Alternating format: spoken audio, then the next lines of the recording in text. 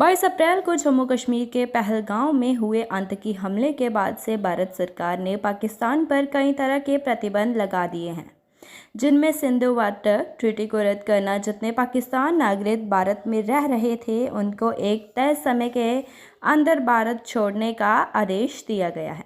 इसके अलावा भी कई निर्णय लिए गए। इसके बाद एक निर्णय ये भी लिया गया कि भारत के खिलाफ हेट फैला रहे पाकिस्तान के जो तमाम यूट्यूब चैनल्स हैं, जिनमें कंटेंट क्रिएटर से लेकर न्यूज़ मीडिया हाउस के भी जो यूट्यूब चैनल हैं उनको भी बैन कर दिया गया है। और अब पाकिस्तान के कलाकारों के इंस्टा हैंडल को भी भारत में बैन कर दिया गया है। कौन कौन है वह लोग जिनके इंस्टा हैंडल को बैन किया गया है? इससे पहले और गुलाम फिल्म जिसमें फवाद खान ने काम किया था वो भी रिलीज़ नहीं की जाएगी, ऐसी भी खबर आई है। आपको बताते हैं एक एक करके किन किन सेलिब्रिटी किन किन आर्टिस्ट के अकाउंट बैन किए गए हैं और उनके बारे में भी थोड़ा। इस लिस्ट में पहले नाम आता है हानिया आमिर का। और हानिया आमिर के 2 सीरियल्स बड़े चर्चित रहे थे, एक मेरे हमसफ़र और कभी मैं कभी तुम। तो हानिया का अकाउंट बैन कर दिया गया है लिस्ट में। और एक नाम है अली जाफ़र जो सिंगर भी हैं, और सनम सायद जिनका एक सीरियल आया था ज़िंदगी गुलजार है, बड़ा फेमस हुआ था ये सीरियल। इसमें बिलाल अब्बास हैं, ईरा अजीज़ हैं और इमरान अब्बास भी इसमें शामिल है, और सजल अली। ये कुछ नाम हैं जिनके अकाउंट्स बैन कर दिए गए हैं। हानिया की एक टिप्पणी भी आई थी पहलगाम हमले पर। उन्होंने लिखा था कि हाल की घटना में जान गंवाने वाले निर्दोष लोगों के साथ मेरी संवेदनाएं हैं। दर्द में दुख और उम्मीद में हम सभी एक हैं। जब निर्दोष लोगों की जान जाती है तो दर्द सिर्फ उनका नहीं होगा, यह हम सभी को पता है। चाहे हम कहीं से भी हो, दुख की एक ही भाषा होती है और सब हमेशा मानवता को ही चुनेंगे। तो ये उनकी एक टिप्पणी भी आई थी पहलगाम हमले को लेकर। तो अभी का ये अपडेट है। खाली अपडेट ये भी आ रहा है कि जो पाकिस्तान आर्मी का यूट्यूब चैनल है ISPR, उसे भी इंडिया में शटडाउन कर दिया गया है।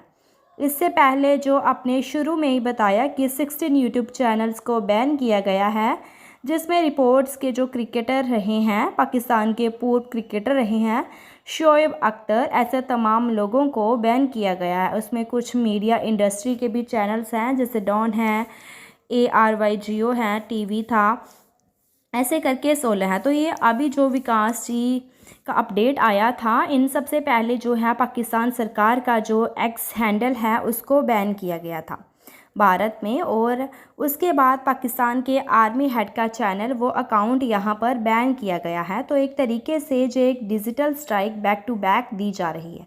और पाकिस्तान, हालांकि जो उनके सूचना प्रसारण मंत्री हैं, उन्होंने परसों देर रात यानी कल और परसों के दरमियानी रात एक बयान दिया है और कहा है कि 24 से 36 घंटे में भारत की सेना हम पर अटैक कर सकती है।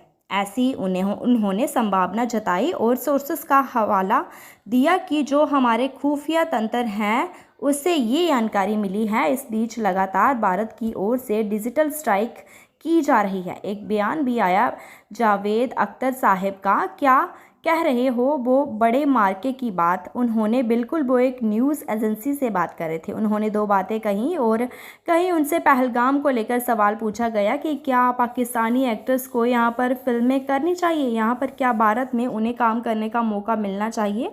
तो उन्होंने कहा इसमें कि 2 पार्ट है। पहला कहते हैं कि जब भी भारत में पाकिस्तान से लोग आए, चाहे नुसरत फ़तेह अली खान हो, गुलाम अली हो, नूरजहाँ हो या फिर फैज़ अहमद फैज़ जो बड़े शायर रहे हैं, तो उन्होंने कहा कि जब फैज़ यहाँ पर आए थे, वाजपेयी जी की सरकार थी, अटल बिहारी वाजपेयी की, तब उन्हें ऐसा सम्मान मिला था, ऐसा लग रहा था कि उन्हें स्टेटहेड मतलब कोई स्टेट हेड आया है, किसी राज्य का बड़ा नेता आया है, तो वैसा सम्मान हमने दिया।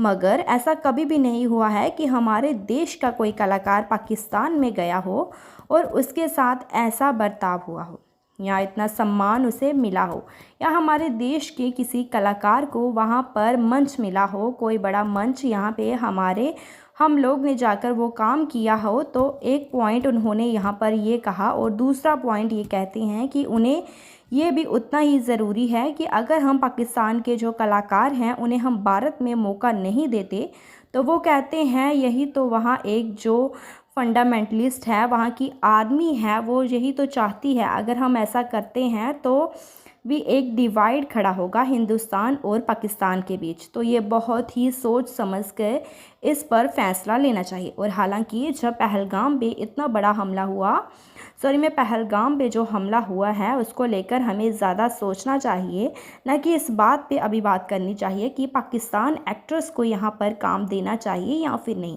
तो ये दो बातें उन्होंने जिक्र करी बिल्कुल। और इन सब के बीच में अपडेट यही भी आई कि जो मास्टरमाइंड बताया जा रहा है उसके घर की एग्जैक्ट लोकेशन भी पता चली है और हाफिज़ सैद वहीं पर रह रहा है। ऐसे भी खबरें आई हैं जिसको डिटेल में बताया गया है, जो कि आपको सुनने में आ रही होगी। तो पहलगाम अटैक के बाद से लगातार जो भी अपडेट्स आ रही है वो वीडियोस हम आपके साथ शेयर करते रहेंगे। और दोस्तों, अगर आपने चैनल को अभी तक सब्सक्राइब नहीं किया है तो चैनल को सब्सक्राइब कर लें ऐसी ही इंफॉर्मेशनल वीडियोस के लिए।